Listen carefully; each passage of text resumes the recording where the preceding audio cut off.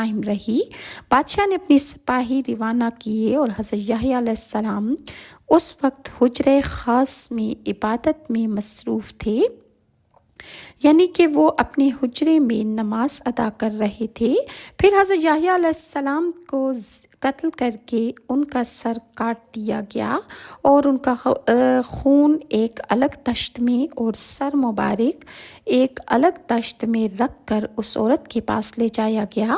رسول اللہ صلی اللہ علیہ وسلم نے حضرت زکریا سے پوچھا کہ اس وقت حضرت زکریا علیہ السلام کے صبر کا پیمانہ کیسا تھا کہ انہوں نے حضرت یحییٰ کو اللہ سے رو رو کر مانگا تھا اور انہیں بڑھاپے میں حضرت یحییٰ جیسی نعمت اولاد کی عطا فرمائی گئی تھی۔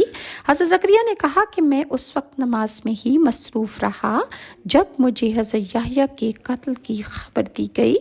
جب حضرت یحییٰ علیہ السلام کا سر مبارک اور خون اس کے عورت کے